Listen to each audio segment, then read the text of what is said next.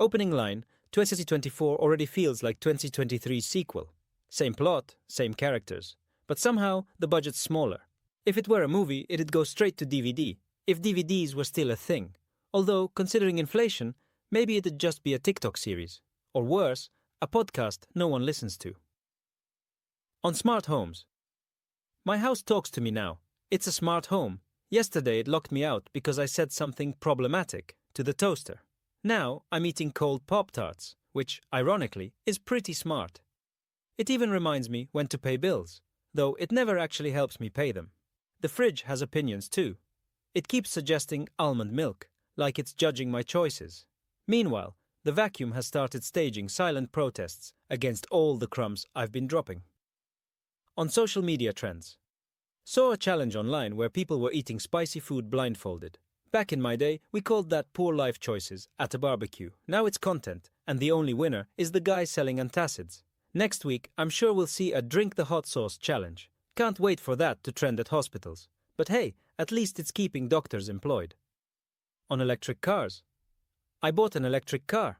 It's great. Until you realize it's just a really expensive way to play. How far can I go before my battery dies? Spoiler alert, not far.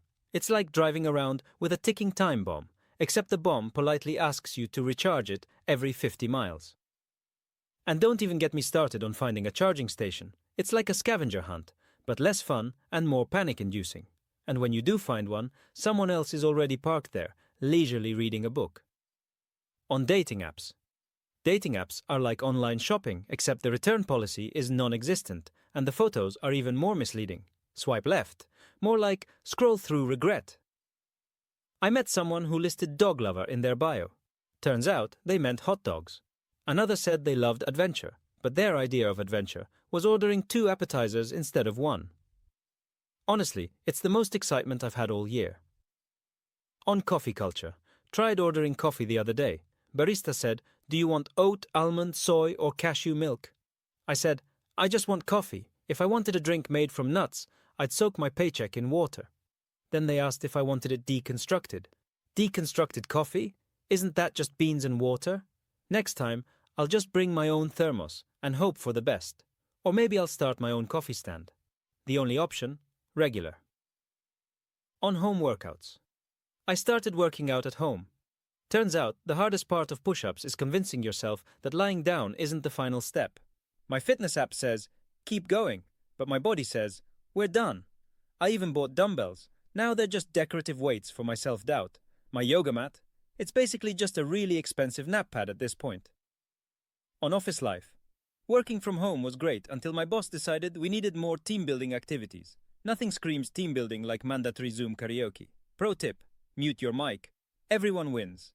Then there's the office trivia night. It's just an excuse to find out who remembers the company's mission statement. Spoiler, no one does. Also, no one cares. On technology advancements. AI is incredible. It's writing essays, painting pictures, and now it's making my coffee order less complicated. It just deletes the barista. Soon it'll start writing my emails. Finally, my inbox will stop being passive-aggressive and just be aggressive. One day, AI might take over my job. Until then, it's just making me feel less human, one automated response at a time. Honestly, if AI wants my job, it can have it, but only if it agrees to take my morning meetings. On parenting.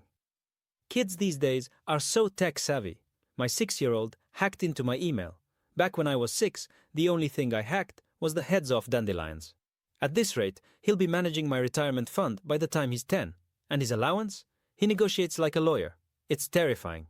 Last week, he asked for back pay for chores he didn't do in 2020. On health trends. Juicing is back. People are blending kale, celery, and carrots. They call it detoxing. I call it making salad the wrong way. Someone handed me a green juice and said it would cleanse my system. I said, I have soap for that. Now there's bone broth, which, let's be honest, is just soup that didn't try hard enough. Next thing you know, they'll start selling air smoothies. On aging. Every year, I look forward to my birthday until I remember it means I'm closer to getting targeted ads for hearing aids. The other day, my knees made a noise I can only describe as vintage. And now I'm at the age where I make involuntary noises just standing up. It's like my body's own commentary track. Pretty soon, I'll need subtitles for my joints. On streaming services. Streaming platforms have so many options now. It's like standing in front of an all-you-can-eat buffet and still going home hungry. I spend more time scrolling than actually watching. At this point, I should just get a degree in indecision. And every time they ask, "Are you still watching?" it feels like an attack. Yes, Netflix, I'm still watching. Don't judge me. Just play the next episode. On grocery shopping. Self-checkout machines are great until they accuse you of stealing. Unexpected item in the bagging area? Yeah, it's called disappointment. And the price check?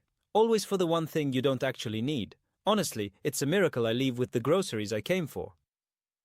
On restaurants. Went to a fancy restaurant recently. The portions were so small, I wasn't sure if it was an appetizer or an insult. And don't even get me started on the foam. Since when is foam a food? I'm not a cappuccino. And the waiter said, "The chef recommends you savor it slowly." Savor what? It was gone in one bite. Closing line. In 2024, I've decided to embrace simplicity. Less clutter, less stress, and fewer apps on my phone. Unless, of course, there's an app for that. And if there is, I hope it doesn't need oat milk, or foam, or a subscription.